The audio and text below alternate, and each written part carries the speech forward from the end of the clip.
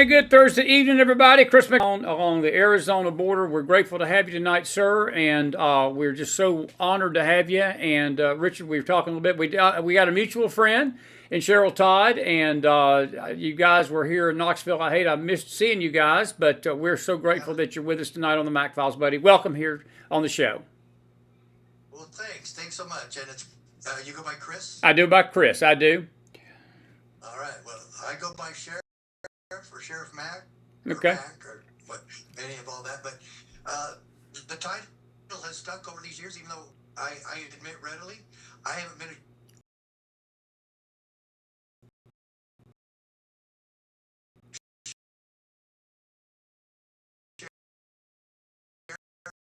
for over 26 years.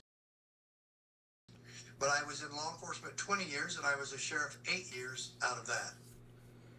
That's great. I was reading your bio. Before I get to what we want to talk about tonight with you, I do want to ask you, and we sort of asked you before, I know the breaking story tonight is there was a gentleman in Arizona that has been accused of trying to kill President Trump again. And you told me before the show that there's really been no updates. You've not heard anything out your way as to whether they've caught him or not. I think before we came on. Right before I got on the show with you, my wife and I were checking the news, and there wasn't anything new. Okay. Well, we'll keep abreast of that throughout the show. Tell everybody about this organization tonight. And before I ask you about the organization, I want to say something about the sheriff, the role of the sheriff. I don't know if many Americans understand how much power these local sheriffs hold, but they are really probably the most powerful people in America, unbeknownst to most people, because the Constitution puts a lot of power in the hands of the local sheriff. Does it not? Well, it does, primarily because he's elected.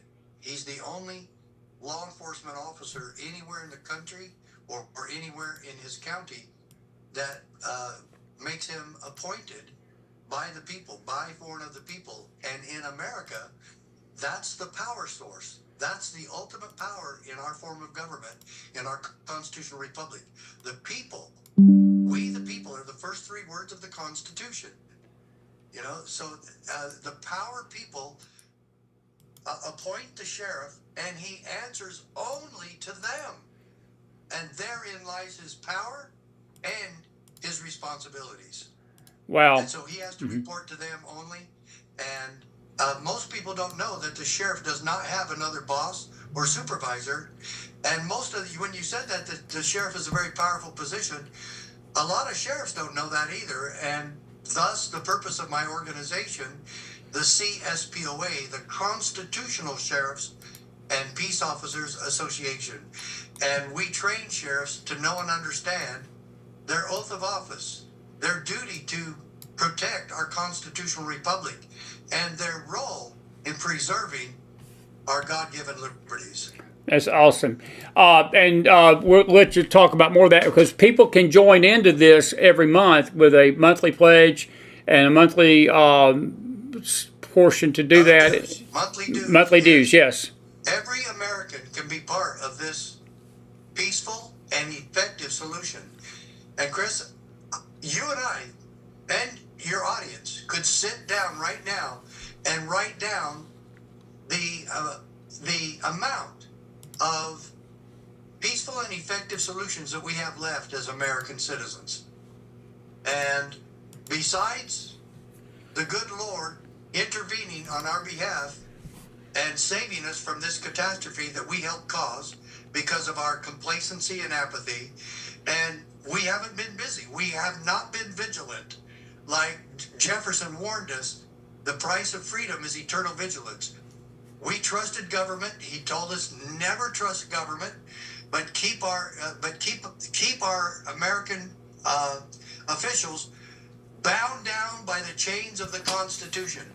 We have failed to do that, and so he's not going to interfere until we get busy and do what we're supposed to be doing. And so, folks, we now have created a peaceful and effective solution. We've created an education opportunity for you so that we can train you to be involved with your sheriff. and help him form a posse and help him understand his oath of office. Now, we've trained over 1,000 sheriffs in the last 10 years, and we've trained over 350 just the last 3 years. And we've been pushing it. And I've been doing all these shows and traveling all over the country. I've been to all 10 states. I've written 8 books. And folks, these books are tools for liberty for you and your family. And the most important one I have is right here. And I don't know if everybody can see that, but this is available on my website. So when you join the CSPOA, which is a whopping $11 a month, but that keeps us funded. It keeps us moving. It keeps the constitutional sheriff movement going, and you're part of it. And folks, let me tell you this right now. We will not take America back if we, the people, are not involved in the process. And it won't remain peaceful if your sheriffs are not involved in this. That's right. And so it's twofold. You must be involved, and your sheriffs must be involved. So you got to be involved with your sheriff. And we train you how to do that. And for a whopping $11 a month. Look, there's no contract. No. If you don't like what we're doing, quit. Right. But start and be with us right now, tonight. During this show or after the show, join us at cspoa.org. Wait, let me slow down. C, S is in Sam, P is in Paul, O, A, Adam. So cspoa.org. Get on there and do a donation. Do a monthly membership with us on our posse. The CSPOA posse is for every American citizen. And if you want to win this, become a member today. We're going to be right there being the first one after the show to do that with you, Richard, Sheriff Mack. Let me ask you this. You've got I read your bio. I was very, very impressed with your bio. You won a landmark Supreme Court case back in the Clinton years. And without that winning of that court case, I'm not so sure where we all would be tonight. And I want you to explain a little bit the case, because it had to do with the Second Amendment. It had to do with what the Clinton administration was trying to do with the guns. Tell us the details of that and why that victory was so important, where we're standing tonight, because we're standing on the precipice, again, Sheriff, that we're looking at another gun grab. They've been trying to do this forever. But this Waltz Harris ticket, brother, I'm going to tell you something. On the scale of 1 to 10, it's about a 20 on the evil gun grab they're going to go after if they get elected. That's the way I look at it. You're absolutely correct. They are. And Kamala has made that promise, and people that work with her are making that promise. And if we don't erect the barriers, as Madison said, erect the barriers against the encroachments of the national authority, we're going to lose that battle. But yeah, I sued the Clinton administration, and the real miracle there is I lived to tell about it. But I was the first sheriff in American history to launch a lawsuit against the federal government. First time. It's never happened since, and it's never happened before. And I've made this bold statement numerous times, and I've told it to lawyers and judges, and they said, yeah, I don't know of another time where sheriffs sued the federal government. And I started this all by myself, just with the good Lord and my good wife. And when I decided to sue, it was because the federal government was trying to commandeer the office of sheriff. And they were literally trying to steal this office from the American people. They wanted to federalize it. They wanted to federalize your sheriff and make him report to them. And it was first developed within the law, the quote law, known as the Brady Bill. And the Brady Bill was a gun control law. Yes, it was. That commanded the sheriff to enforce it for them for free. And this is what it carried with it. Now, folks, you got to understand this. They threatened to arrest us if we failed to comply. And that's a true story. I have it right. It's documented right here in this book that we were looking at a year in prison, a $10,000 fine, or both. Just if we said, no, I won't do that. And when the BATF agents came to our Sheriff's Association meeting in 1994. In fact, I remember the date because the document they gave us was dated, and I remember it, January 21st, 1994. And all of us were just shocked at what they were trying to do. And when we found out that we were looking at a year in prison if we just told them to take a hike, when I even told the agents, the three agents there, I said, you know we don't work for you. And he goes, yeah. One of them said, yeah, you would think that, but Congress passed a law, so, you know, you're kind of stuck. And I said, I don't care if Congress passed 500 laws. I don't work for you. You cannot. There's no one in the federal government that can fire me.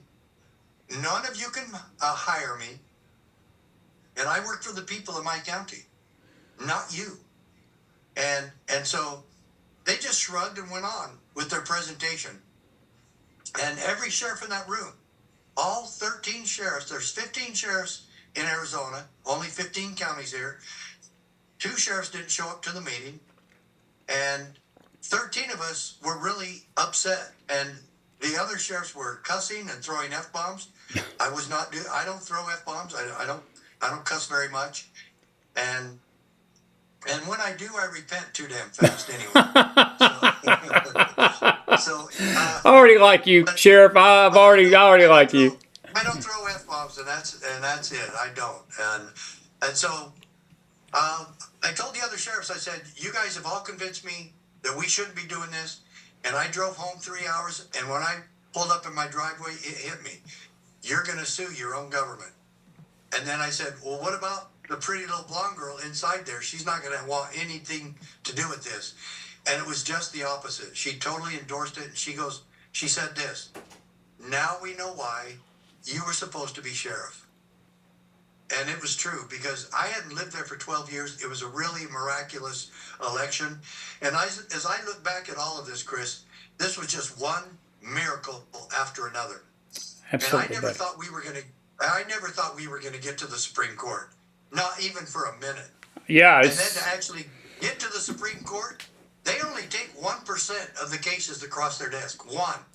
And then it's even less how many people win that. But we won. And the decision, the highlights of the decision are in this book. Folks, let me give you one little quote just to whet your appetite for this decision. He quotes the New York v. U.S. case of 1992. Ours came out June 27, 1997. And the federal government tried to force New York to take some nuclear waste and just store it in New York. And New York said, no, we're not taking your nuclear waste. You do something else with it. It's not going to be in New York. And so they went to the Supreme Court, and the Supreme Court said this. We have held, however, that state legislatures are not subject to federal direction. Folks, if the state legislature is not subject to federal direction, neither is your county. All the political subdivisions, states, the states aren't. Come on. The cities aren't. We're all political subdivisions of the state. Your sheriff is not subject to federal direction. That's right. And so, because we the states, we the people, formed the federal government. They didn't form us. We formed them, and we delegated certain powers to them, and they only have 5 delegated law enforcement powers, and that's treason. Don't you wish, Chris, that they would investigate treason? Oh, absolutely. Yeah, but they'd be investigating themselves, so that would be hard. And then counterfeiting, felonies committed on the high seas or piracies. They are commanded, the federal government shall protect our borders from invasion. Bang up job they've done there, huh? And then the last one is violations of treaties or international law. Beautifully That's said. it. That's all they get. But then you must refer to the 10th Amendment because it says the powers not delegated to the United States by the Constitution are reserved to the states or to the people. And so we, the people and the states, must tell the federal government, stop. You can't self-appoint powers. and we've allowed them to do that. They've stolen thousands of powers that they should never have had. That is incredible stuff. And again, I think that most people, Sheriff, are not aware of what you... We can let everybody know. Yeah, well, I'm grateful you're here tonight. We're going to get you on a lot more after even tonight, but I think that it's a good refresher or reminder that we, the people, run this government. I hate to tell the feds, they don't run us. We run them, and we hire them, and we can fire them and get rid of them if we so desire. And it's very a well-said, well-stated point. I want to say we've got a little network issue, folks, so but bear with us. It'll clear up, hopefully. But the border, you mentioned the border. You're in a border state down there. In all of your years seeing this situation that's going on, have you ever seen it as bad as what's going on along our southern border tonight? I think it's the most dangerous thing I've ever... I've been to the border 3 times, and it's not even awful. Close. I've been to the border twice. Of course, I lived close to the border most of my life. But I've actually crawled through the drug tunnels and smuggling tunnels near Nogales and Agua Prieta, near Douglas. And a sheriff discovered one, and he invited all of us down to go through it. I was amazed of the sophistication. This is back when I was sheriff. This is 25 to 28, 30 years ago. And now it is 10 times worse. And there's nobody stopping any of these organizations from coming in here. And I'm talking about international terrorists who have infiltrated our country. Chinese dissidents and insurrectionists are here, per their own government. Russian dissidents and spies and organizations are here, per their government. And then anybody from Latin America can come here anytime they want. But over 100 countries have sent illegal aliens into America. The cartels have set up shop here. That's why we're having the proliferation of fentanyl, and that kills 100,000 people in America every year. And the crime that has increased is so astronomical that these cities don't even know what to do with all the criminals anymore. And folks, I am not against immigration. We're all relatives of immigrants. It's true. My great grandparents immigrated to America. Folks, that's okay, but you must do it lawfully. And we're the only country in the world right now that has no rules for becoming citizens or becoming just living here, just coming here, whether you become citizens or not. No one allows that. And yet, if we say no, we're racist and extremists and bigots and all that is an absolute lie. Absolutely. There is nothing racist about me or my family. And so let me tell everybody this real clear. God-given liberty and civil rights are for all people, all races, all creeds and colors, and all religions. Got it? There's no exemptions to that. The federal government is the one that makes exemptions. We do not. At the CSPOA, it's for all people, and we want all of you to be a part of that peaceful process. Amen, buddy. I read in your bio about child trafficking. That's a big thing that the media seems to absolutely ignore. You hear the right media, the right-wing media, talk about it more so, Sheriff, but that is a bane that I think is the worst. When I look at the border, and I said I've been down there 3 times, and it's been eye-opening to me to hear the stories down there along the Rio Grande Valley. I've not been to Arizona in a long time. I used to travel for a living, and I've been through your state. It's a beautiful state. I've more traveled the northern route than the I-10 route. But I have heard some horror stories about these kids, and I wanted you to sort of speak to that tonight of how dangerous this is. And look, it's a given that this administration has just taken a whiff. They don't even care about this. President Trump did more to really curb that than any president that I know of, going back to Reagan, to be frank with you. I don't think even Reagan had a... Reagan wasn't very good on immigration. He was not. He really wasn't. But even back then, when he pardoned and gave amnesty to 3 million of them, it wasn't that big of a deal because we hadn't had the influx that we have now. That's true. But what they've done now, they've created a monster that is literally destroying our country. And I wasn't supportive of Reagan when he did that. I voted for him both times, but still, he should have done it. He should have set a better example and said, you know what?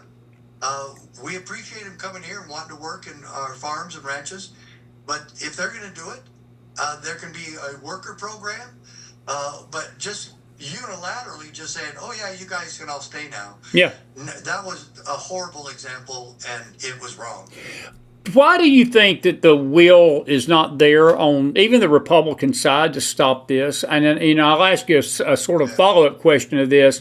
If Sheriff Mack was in charge tonight, if you were in charge of the border and you were given a carte blanche ticket, no resistance, fix this problem, what would be your top 3 things that you would do? And in answering that, give us a little insight, your opinion, as to why there's no will in Washington, D.C. to do what we need to do. Because, I'm not sure we're not at a point of no return. I'm trying to be optimistic, but it's hard right now because I think even if you try to deport every single illegal, you've got a place now. I'm not sure you can even, I don't think we can fix it. I don't know what we can do at this point. Yeah, it will be very difficult, but I'm in favor of it. I am too. Of sending them back, and they know they can do that. They know how that they could do that. It won't be easy, and it'll be pretty costly. But the first thing I would do is I would put the wall back, and with the wall, I would put the military along the 2,000 mile border. And I would also make sure that the ports are covered everywhere, and that security is better in the north, on the Canadian border, and all around our entire country, because we have been lax on all of it. And probably the first thing I would do, even before that, though, and I've said this before, I would put a moratorium on all immigration until we get this settled. Absolutely. All of it. Absolutely. No lawful, no legal. I mean, there might be something there about families getting together or whatever that people have been trying for 7 or 8 years, and they're almost there. I would let that go, and it's all done legally and lawfully, and that's what they've done. But folks, I'm telling you right now, we've got to get a handle on this, and if we don't, we're not going to have an America anymore. And the crime and the drugs and the human trafficking and sexual exploitation of children is on this administration's hands. Absolutely. Blood is on their hands, and they never talk about any of that. They just talk about how wonderful they are. And, Kamala has been trying to stop the problem at the border the whole time now. Yeah. Well, they sue. You know that? They. And we're just getting fed a bunch of lies. And no, I have not watched any of that demonic Democrat DNC. I've not watched any of it. I can't stand what they're trying to do, and I can't stand liars. And everybody that's been up there has been lying. Why do I know if I didn't watch it? Because it's like saying when the reporter came to talk to me from CNN, I said, I know you're going to lie about me. She goes, well, why would you say that? I said, you work for CNN. These people work for the DNC. That's right. And they're all lying. And I've seen news agencies present some of it. And Kamala good grief. But she learned from a good one, and she learned from the Bidens how to lie. She's been in Congress before, and she's been an AG before, and her career is a pack of lies. And so, yes, so make sure we know put a moratorium on all of it, put the wall back and build it immediately, and then put the military at the border. Right. Folks, you're watching a very special live McFiles Thursday night. We got a dear new friend, Sheriff Richard Mack. We're so grateful to have him tonight, and he's already hit a home run. I'm grateful he's with us tonight. If you got a question or two for him, we'll start taking your questions. We want to welcome our Facebook audience, Rumble, X, and our YouTube News Network tonight. Sheriff, how is the I know we've got basically 4 border states: California, Arizona, Texas, and New Mexico. Where would you rank Arizona in the trouble zone, with 1 being the worst, 4 being the least dangerous? I would say New Mexico to me is always, we don't hear much about New Mexico, but Arizona, Texas, California, but Arizona. Don't do anything in New Mexico. California and New Mexico don't do anything to impede illegal immigration. Texas is the worst, and Arizona's second. I got you. Have you seen a lot of cartel activity in Arizona, as the people in Texas tell me they've seen there? Yeah, there's a lot of it, and the cartels are in charge of the border, and they pretty much come and go as they please. And this Democrat leftist extremist governor that we have here will do anything she's told by the Democrat Party, and she's complicit with all of this. She's aiding and abetting, just like the Democrat Party and the White House and these other governors, Governor Grisham in New Mexico, yes, and Newsom in California, and this leftist Katie Hobbs. They're all making sure that these people can come into our country and take over, and they're costing billions and billions of dollars every year for the American taxpayer. And isn't it something that these people get to come in here legally, and then the government takes taxpayer dollars from us and gives them $8,000 to $10,000 prefab credit cards. The money's just already on there. They give them free hotels. They give them free housing, free clothes, free food, free education for them and their kids, and it's all free. And yet we want to try to tell them not to come here. Of course they're going to come here. Now look, I've lived in Latin America. I've been to Guatemala, El Salvador, Mexico extensively, and I love the Latin American people. And I can't blame them for coming here. But if they really want to focus, and get this, my degree is in Latin American Studies, and I speak fluent Spanish. And look, if you want to do some work, try to get their countries to actually have a middle class that is free and not oppressed by their governments. And that would be another way to try to keep them down there. But this right now, coming to be in America the way it is right now, this administration has aided and abetted this, and they are absolutely committing treason to let this happen the way it is. But I have a better solution story, and this is the tale of 2 sheriffs. Sheriff Cronister in Florida arrested Pastor Rodney Howard Brown during the COVID-19 farce. That's right. And this pastor was arrested for having church in America. Yeah. Pastor Che On they tried to shut him down, and after the pandemic was over, supposedly it was over, Che On, the pastor in Pasadena, sued Governor Newsom and won $1.5 million. Good for him. And that didn't get hardly any press, but it did get some. And so then Sheriff Glenn Hamilton in New Mexico had a pastor in his county come to him and say, I'm not going to shut down, Sheriff, and I want you to tell me what you're going to do to protect me and my congregation. And Sheriff Hamilton said this: if it takes me having to go to jail myself, I will do everything in my power to keep you and your church open. I know what the First Amendment says about freedom of religion. And so this good sheriff deputized everybody in that church. And when the state came to close him down, the sheriff told him, I've deputized everybody in that building, and they're under my authority, and this church will remain open because it's my church. It belongs to the sheriff's office. Yep. And they left. They never came back. And Pastor Caleb Cooper never shut down one single day, not one single minute, not one single Sunday.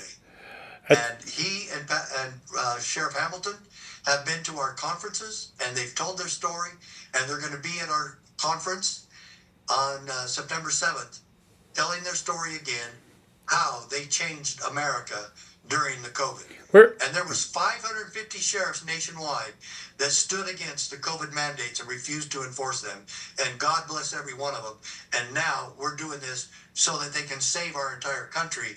Because 2024, my dear friends, is going to be a bad year for America, and we better start getting ready. Absolutely, buddy. We'll talk about that conference in a minute. Jody and Annette Cooper are dear friends of ours from Nashville. They said they met you in Columbia 2 years ago at a conference, and he's already asking, he's got Sheriff Richard Mack for President 2028. Would you accept that call? I'd throw my vote in for you right now. I think that's a great run. I wouldn't want to do it, and I know my wife would not want me to do it. But if I had a legitimate chance to do it, and I could help save America, and I could help people become free again, I've always told the Lord, I will be used as a tool in your hands to save America, and that's the only way that I would do that. I believe that I'm called to do what I've been doing. Yes. And so, folks, we need your help, and we need to help you. And so I will do that if it's through the CSPOA, traveling this country and talking, doing our seminars, doing our training, and helping people across this country. And one group of people that I've helped quite a bit is the Amish farmers who the federal government has tried to put in prison. They've put some of them in prison. They shut their farms down. They've destroyed their families' livelihoods. And these big bullies in Washington, D.C. go after the Amish because they're easy pickings. That's a good point. And I am not kidding you. The ruthlessness and the cruelty of this government going after these good people who have done nothing wrong, committed no crimes, but they just won't obey orders, pasteurize their dairy products, or we're going to keep putting them in prison. Yeah, it's crazy. The sheriffs of this country have got to wake up and defend these people. I'll ask you the first one. Corey Aguilar from Facebook tonight, she says, are sheriffs obligated to cooperate with ICE, and if not, why not? It's an excellent question. How does that work with ICE and the local sheriffs, Sheriff Mack? Well, most sheriffs want to now because of the horrible problem that the federal government has caused with immigration issues, with illegal immigration issues. And I know most sheriffs want to solve this problem, and they want to turn them over to ICE because most sheriffs don't have room for them in their jails. So, and then what's a sheriff going to do? What are you going to do with them afterwards? You know, so go ahead and prosecute them for whatever crime they committed in your county. But after that, they're going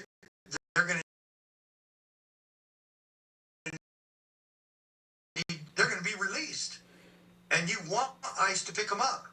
And if ICE refuses, now under Trump, ICE can pick them up. Absolutely. And so, but the sheriffs are kind of thrown in the middle of this, and what do?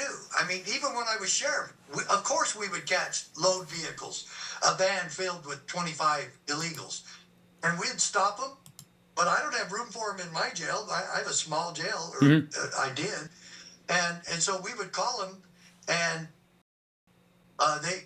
they wouldn't come get them, and that was under the Clinton administration, and Clinton had a program to get them all registered to vote, and so there was no question about that. Yeah. So yes, the sheriffs will cooperate because they want those people out of their county and taken care of. That's in-house on election night. Where does the role of the sheriff come into that? It's a great question, actually. Where does the local sheriff play? We actually had a seminar about that 2 years ago, and a few sheriffs actually started investigating election fraud. We had maybe 6 or 7 sheriffs do investigations. Sheriff Darleaf in Michigan is still doing his. Sheriff Calvin Hayden just lost re-election, and he was doing it. And they've tried to do everything in that state. The Secretary of State destroyed the ballots, even when he told the Secretary of State that he was still investigating those ballots.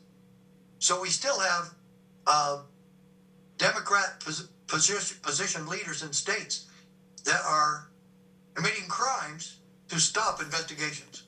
And those are all crimes. Sheriff in San Juan County, California, I'm sorry, I can't remember his name, but he, in San Juan County, California, you can look it up, San Juan County, arrested a city councilman for vote harvesting. And what they found is there were 75 different people who put the address when they voted at his home. Wow. Good. 75. Good Lord. And I think 3 people lived there. He was Oh, my arrested. goodness. Sheriff Wilma in Yuma County in Arizona Right. arrested 2 high-ranking officials for election fraud. But folks, don't forget, CNN says there's no evidence of election fraud anywhere in the country. Yeah. And so these liars just keep going, and the propaganda scheme behind all this has made investigations very difficult. But sheriffs should have stepped up. Oh, and one other sheriff in Wisconsin did a terrific job too, Sheriff Smaley.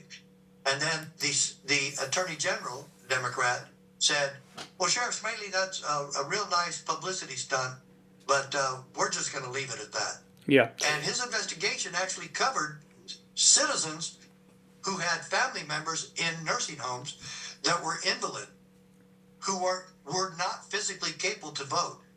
And it turned out that somebody voted for him. And this happened in dozens of nursing homes all throughout Wisconsin. And he did an excellent investigation. He assigned it to his lieutenant detective to do it. And they turned it over, and I saw a lot of this, and it was very well done. But, of course, they ignored it. They ignored Folks, it. This is really difficult. It and is. Let me tell you, the one thing that we do recommend all of you going to your local county, asking your sheriff and the county commissioners, what safeguards can you place on the election this year? They refuse to take any of them, but this would be the easy one. Just hand count after their addiction to the machines. Tabulation is over to these computers. Let them go ahead and do it, and then afterwards hand count just 2%. That will take an hour at the most. 2%, just hand count, randomly count 2%. Let the Democrats, everybody, Libertarians, Republicans, come in and count and verify it. And if the percentage is pretty much the same, then you're going to be okay. Yeah, that's If interesting. it's not, you got to count more, or you're going to start your criminal investigation. What did you think of today's ruling with the Supreme Court that they said that the ballots have to have proof of citizenship, but the mail-in ballots do not? And Amy Comey Barrett, of all people, sided with the dissent. Sheriff, I was shocked, and I was like, Amy Comey, come on. What part of this do you not get? Anymore. She's lousy. She's horrible. And she's done a lot of this. And the only seems like the issue that she really is constitutional about is abortion. That's it. Everything else, she's a liberal. And she was one of the biggest mistakes Trump made.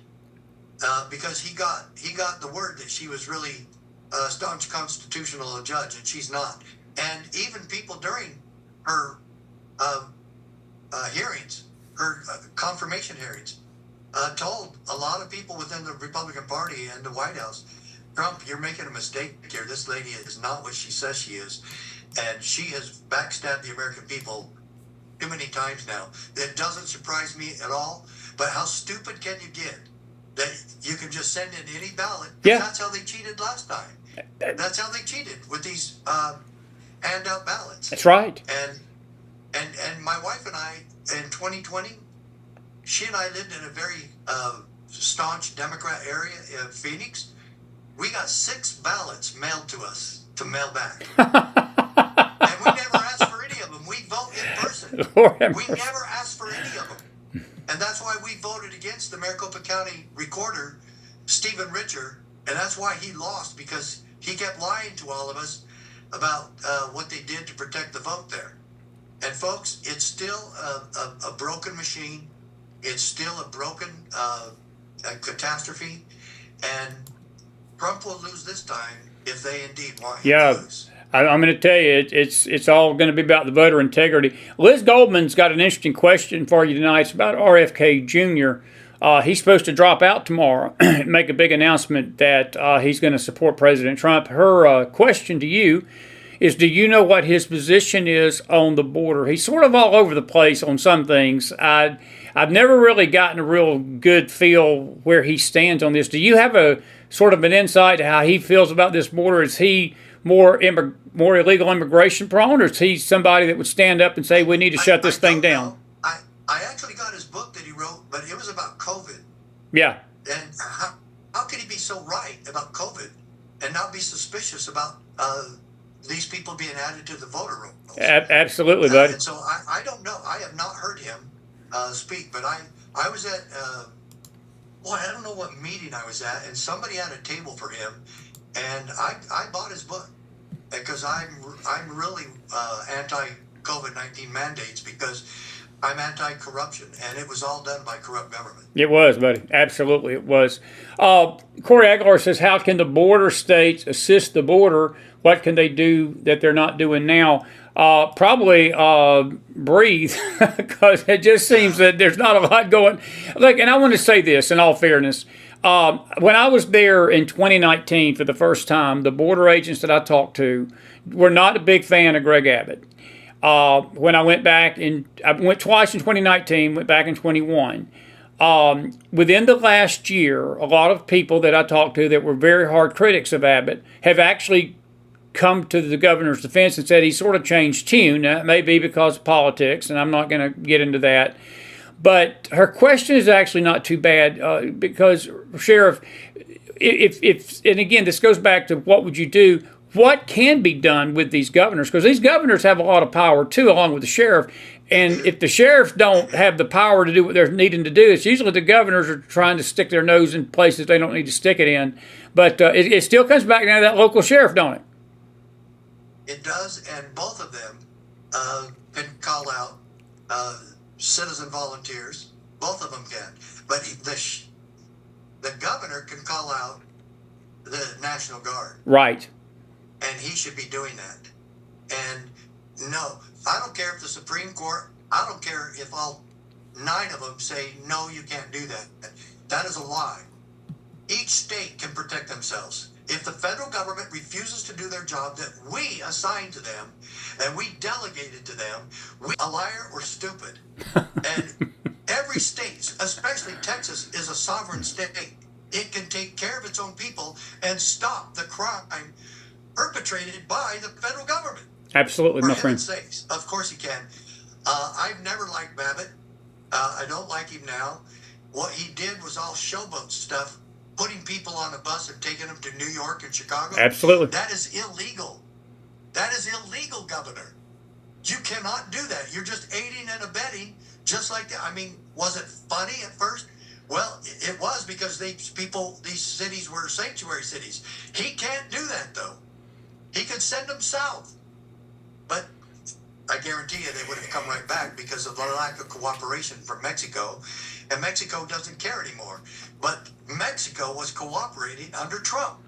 That's right. Because Trump was tough on him. And I will say this, if I were president, I would stop all foreign aid right now. Come on, buddy. Especially Come on. to every Latin American country that pushes us there. But if you want aid from America, you're going to earn it, buddy. And quite frankly, it's an improper and unconstitutional spending. It should not be that. And all it is friendship fees, and we never know where it's going. And a lot of times it's used against us right after we send it to these countries. So the only one I'm proud of is El Salvador because they have a good president and they're getting a handle on crime and drugs and the MS-13 gangs. And yet we invite them all here. Every one of them, folks. And so it's a catastrophe, it's chaos, and it's a national disaster, and it's treason. Very, very, very well said. Now, you've got the right last name, Mack. My last name's Mack. We could do the Mack and Mack ticket for 2028. You just spell yours with an A. I just do the MC thing. I think we've got the development of a ticket because we think so much alike. McDonald. Yours McDonald. I'm a Mack. Well, I tell you what, I'd vote for you. I think we need about 1 million shares like you, Sheriff Mack, in our nation tonight. Folks, I should say, well, let me stop you right there. Folks, if you understand what we're trying to do, we want 1,000 sheriffs right. to be constitutional and complete defenders of the Constitution and civil rights. You would change America. They will unite. If we can get the sheriffs to unite on that, we will win this. And we will keep it peaceful. So and will. I'm asking each of you to join me in that. Join us in that. It's very worthy of your funding and of your time and of your prayers. Sheriff Mack, I've really appreciated you coming on. I'm going to reach out to you in a couple of weeks, and we're going to get you back on again for part 2 of this, and we'll be, I don't know what's going on with the weather and internet a little bit tonight, but I want to get you back on and do a more in-depth discussion with you. And I encourage people, cspoa.org, folks, is this website, and we never tell you to do something that we're not going to do ourselves. We're going to join and do a monthly due and join this effort of Sheriff Mack. And I want to thank your wife, Dawn, for reaching out to us and setting this up, Sheriff, and I'm looking forward to it. I told you before the show, you were probably a guest for about 10 minutes. I've watched this chat room now. This chat room's on fire for you. You have become part of the McFiles family. So we've got so many ways to treat you, you're bound to like some of them. That's all I got to say. It's like my dad used to say. Well, I already love this. Is a great show. Thank you so much, and let's do it again next week sometime. We will do it. I'll reach out to you. We we'll give our best to Cheryl Todd. I am so sorry I missed you in Knoxville this weekend. I think the enemy was at work a little bit, because I would have loved to come over and seen you. But I'm going to tell you what, I'm going to make a promise to you. I'm going to come to Arizona. I've been wanting to come to Arizona for a while and visit that area down there and down the south. I went the 40 route. I've just never gone the 10 route. Tombstone. I've never seen Tombstone, Arizona. I'd like to see that. And let's go to Tombstone. Let's go to Tombstone together. It's been a while since I've been there too. Where's Wide Earth when you need him? Is all I got to say. Amen. Sheriff, thank you so much for being with us tonight, and I'll be in touch again. Thank you so much for a great interview, buddy. Thank you all. Sheriff Mack, everybody, put some fire in that house for him. And what a good guy right there. We're so grateful that he could come on and be with us tonight. And we are really, truly grateful for him. Thank you all for some great questions, too. I want to tell you all, y'all did really tremendous questions tonight. Thank you all for that and being a good audience like you always are. And we're grateful for you. I encourage you, folks, cspoa.org is that website. I'm going to go on there right after the show, and I'm going to sign up for it.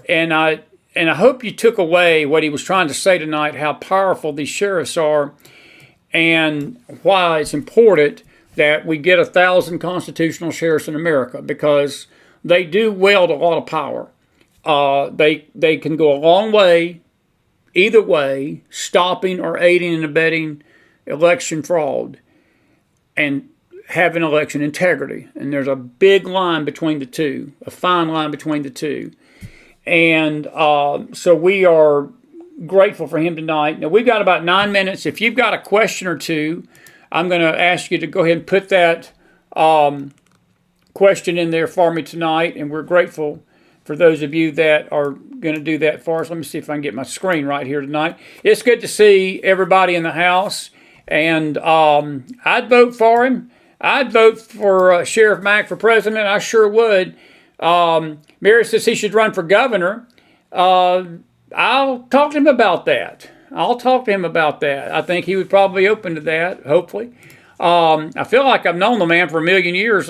Talking to him, he's got so much like-minded views. And, you know, he was talking tonight a little bit, and we apologize for the connection. I don't know if it was his end, my end, or whatever. We were just having some issues. At least you heard him.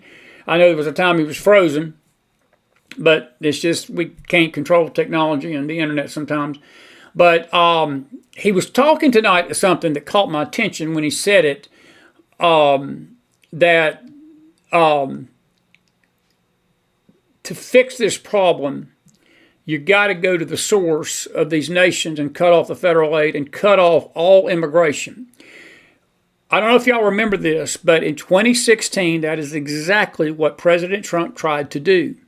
He tried to stop the immigration process, at least pause it. He didn't want to stop it totally. He wanted to pause it to get a handle on what we got. And if you all remember, the left sued him left and right, the ACLU, the Democratic Party bunch. Congress went crazy. I mean, man, you would have thought that Trump would have was the Antichrist, which some idiots out there think he is tonight anyway. And I say that word idiot with the apology to the idiots, because the idiots make these people look smart. or they make the idiots look smart, to even be classified with the same category of people that think he's the Antichrist. But anyway, that's another discussion for another time. But this is why it's not going to be easy to fix this situation. Because even if you try to stop it, the left's going to try to stop you. These sheriffs, that's why these sheriffs are so important. And if you'll notice, anytime a sheriff does stand up to the federal government sends all sorts of things against him. And Sheriff Mack should be commended. He won a big landmark case. I encourage you to go back. It's in the bio. We put the bio in the Telegram room and on Facebook tonight, and you'll see the case that he won. It was a Mark versus Printz or something like that, M-A-R-C versus Printz. It was a tremendous win for pro-Second Amendment voters and people that believe in the Second Amendment. Cheryl Todd, I talked to her tonight. I was so disappointed. I just did not get to see them this weekend. They were here in Knoxville. They were at a convention, and Sheriff Mack was there. And I didn't even know he was going to be in Knoxville, and he was going to be my guest Thursday night. I want to thank his wife Dawn tonight. I don't know if they're still listening, but Dawn was so instrumental in getting this interview set up, and we're going to get another one done soon with him. We get new guests on here, and you just never know how things are going to work out when they're new, and the first interviews tend to be a little awkward because you're trying to sort of feel each other out. And this one tonight was, I tell you, it's powerful stuff, folks. I enjoyed him. I hope y'all enjoyed him. And this is McFiles stuff, good stuff tonight. And I get some fire in the house for him tonight a little bit out there. And Felicia say, I remember those fools sued Trump. And that is absolutely what happened. And it is a scary thought, Corey, that we have so many terrorists coming across our border. And I think there's more than terrorists coming. Who knows what's coming. But Peggy, no more funds. I tell you what, that's the only way you're going to stop this bunch. You're going to have to. They're going to have to get tough with Mexico. We're not going to do it with Biden, and Harris and Waltz ain't going to do it. But I can guarantee you, Trump will stop at least some of this. Now, I want to just say this about something else Sheriff Mack said. And I said this the other night, and I think Orlando and I talked about this, and Sheena Rodriguez and I talked about this. It's going to be virtually impossible to round all these people up and get them out. If I was president, if Sheriff Mack would join me now, we'd do a Mack and Mack ticket. I'd do it in a heartbeat. But seriously, if I was in charge, that would be my first order of business before I sit down at the Oval Office desk. I would take the oath of office at 1 o'clock, and then by 1:30, there would be an executive order signed in the parking lot of the White House, and I would be giving these illegals 90 days or 60 days or 30 days, probably 60, to be a little humane about it. If you're here illegally, and you've come in here illegally, and you think that you deserve to be here, well, let me give you a little memo. There's a new sheriff in town. You pack your crap, and you get back to your home country. And if you don't, and we find you, and we will find you, we're going to put you in jail. There is no country, folks, in the universe that you can go into and do what we allow these illegal immigrants to do in this country, coming across this border illegally. You go and try to do that in North Korea. You try and go do that in China. You try and go do that in the Middle East somewhere like Iran or Saudi Arabia even, or Jordan or Europe. You go and try to do that. Well, these liberal nutcases in the UK and France will probably let you do it. But you go do it in Australia, would let you do it tonight because they've gone left crazy. But you go do it in a communist nation, or you go do it in a Muslim country, or any nation, folks. There ain't probably 3 nations, 4 nations, 5 nations in the world that would allow you to do that crap and not go to jail for it. Let me talk to you about Mexico.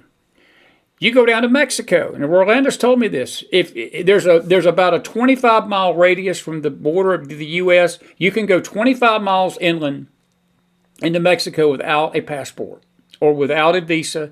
They allow Americans to visit like about a 25-mile radius, I think is what he told me. Maybe less, it may be 10, I don't know. But there's a little zone when you go into Mexico that you don't need to have a passport. But once you cross that boundary line and they catch you, you can kiss your backside arse goodbye. And for those of you that don't know what arse means, ask the Brits and ask the Aussies. You can kiss it goodbye. They're not going to be seen again. Your family is not going to see you again. You're going to be in a Mexican prison for the rest of your natural-born illegal life. But we allow the same thing to happen in our country, and we don't do nothing. I got one video, if you'll let me play it before I leave tonight. I think I got it. Where's that video at? Well, I had it downloaded. I thought I had it downloaded. Let me see if I still got that video downloaded. Here it is right here. Let me download the video. It's about to download. Dinesh D'Souza today posted something. And I know some of you have heard about this. You can thank the great people of the state of Oregon for this one. This ain't the only state that's about to do this. I want you to listen to this tape. Roll this tape. This is the great US of A that allows this to happen. Watch this. A taxpayer-funded group is offering $30,000 to new home buyers. One, you cannot apply if you're an American citizen. What's with that? Why would an American citizen apply for a taxpayer-funded program to get $30,000 for a new home? I mean, it's wild. The group is called Hacienda Community Development Corporation. They offer payment assistance in Oregon to DACA recipients, asylees, green card holders, basically any non-U.S. citizen. This is state-sponsored discrimination, Stuart. That's what it is. I mean, it's crazy. That's their goal. They want to open up housing and the American dream to non-U.S. citizens. Okay, I guess that's the reason why. That's why we have an open border, because eventually these folks will vote and vote Democrat because they're the people who let them in. That's what this is about. Part of me wants to say crazy things happen in Oregon, but I think this will go far beyond Oregon. There is a critical shortage of houses across the United States, particularly in Oregon, and then they're giving $30K to non-taxpayers. Yeah, which will raise the price of houses. For everybody else. Pathetic. All right, Lauren, thank you very much indeed. That's Stuart Varney. Pathetic. Pathetic. I'll do it in Stuart's British accent. Pathetic. Pathetic. I practice that. Pathetic. Pathetic. Buddy bite. Pathetic. Listen, Dinesh, Oregon is offering $30,000 for new home buyers. The only requirement is that you can't be an American citizen. America last policies in full effect. And folks, let me tell you something. If Kamala Harris gets into office and Tim Walz gets into office, America will be last. America may not even be here. One other video real quick, and we're going to say goodnight. I'm going to pick this up tomorrow night. Watch this.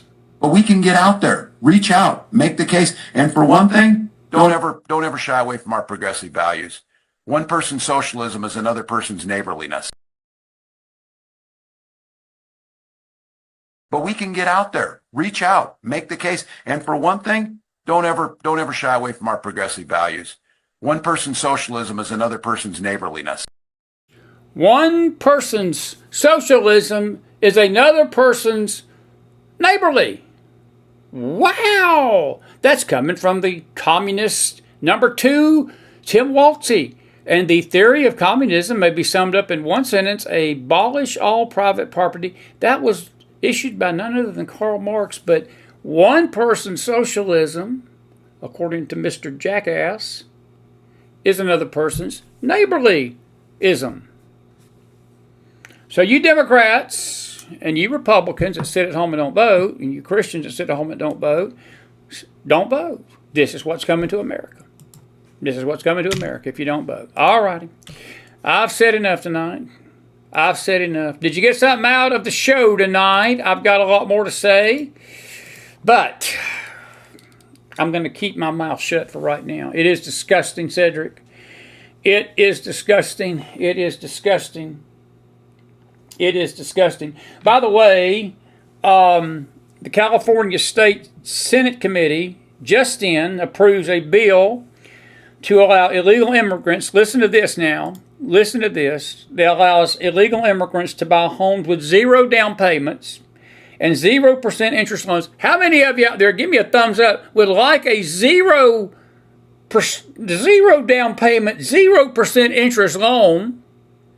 The California Senate, I told you it was not just Oregon, folks, this is coming to other states. The California Senate Appropriations Committee advanced a bill to allow undocumented immigrants to make use of the state's 0 down, 0 payment home loan program. An expansion, the legislator says, could create significant cost pressures. Assembly Bill 1840 would allow expansion of the state's California Dream for All program, and it goes on to read some other things there, but that is coming to a state near you. We're going to talk about that tomorrow night a little bit. Did you enjoy Sheriff Richard Mack? What a good guy, folks. And I encourage you, there's the website. There's cspoa.org. Now, we're going to see what tomorrow holds. We're going to try to be on tomorrow night and sort of wrap up the week with you a little bit. Jason says there's a reason why California's having earthquakes every day and is about to fall off into the ocean. I would say amen to that, Miller. I'd say amen to that. Yeah, these states are enabling illegals to take over. Fela Garcia, I'll tell you what, it ain't just these states. The whole Democrat. The Sheriff Mack gave me a brand new title for this convention that's been going on this week, the Demon National Convention. How many of you will give a heads up and thumbs up to that one? The Demon National Convention. The Demon National Convention. That's what we've been witnessing this week. Listen, thank you for being with us tonight. I do encourage you to go to Sheriff Mack's website. Let him know that you heard him on the McFiles tonight. Let him know how much you enjoyed him. He'll appreciate that. I will too. Whenever we got guests that you enjoy and you send him a message and let him know how much you enjoyed him on our show, it gives them incentive to come back. And God knows we need all the classy guests we can get these days. I'm just going to leave that one alone. But anyway, I'm in a good mood tonight. Listen, we're grateful that you're here tonight. I'm going to say good night, and may the Lord bless you tonight. Thank you, Sheriff Mack, for being with us, and God bless you for being with us tonight as well on a McFile Thursday night. I will see you in the morning on the Bible study on the Faith Network, and more than likely back here tomorrow night for a brief this and that, end of the week roundup. We'll take your questions. Thank you all. I mean this sincerely, folks. There were some great questions tonight that was given to Sheriff Mack. I really appreciate you as an audience. I do. Thank you for being an attentive audience, a respectful audience to him. And we're always grateful for you all. I love you all. You cannot know how much my heart beats and in appreciation for you being here every night. I don't take it for granted that you're here. And we're just grateful that you tune into the McFiles when we're on every night of the week, usually in some form. We have Faith Night on Wednesday nights, but Monday, Tuesday, Thursday, Friday, or it's a news network. And got those Bible studies in the morning, and then we get you encouraged in the faith on Sunday morning and Sunday night, like a dentist drills your teeth. We drill on you. We drill on you. We drill on you a little bit on Sunday morning and Sunday night. All righty. God bless you. God bless your families. God bless this great nation of America. One thing, we will watch our Telegram room. We will keep you updated on this developing story of this idiot in Arizona tonight that President Trump is at the border. He's down there near Sheriff Mack tonight. We're going to keep an update on the idiot that tried to kill him tonight when he went down there. Or at least threatened him. And now he's on the run. And the fumbling Bureau of Investigation, I should say something else, but this is a family show, they're investigating it like they are investigating the other one that went out of this world here a few weeks ago, had his body cremated, and we'll never know the truth of what happened, sadly. Folks, it's what's at stake in November. It's what's at stake in November. It really is, ultimately. This border issue and this abortion issue are the two biggies, and we got a choice. We got a choice. And one thing before I leave, call your local sheriff. Especially in them blue states. Call your local sheriff. Call your local sheriff and demand accountability for election integrity and hold them to the fire.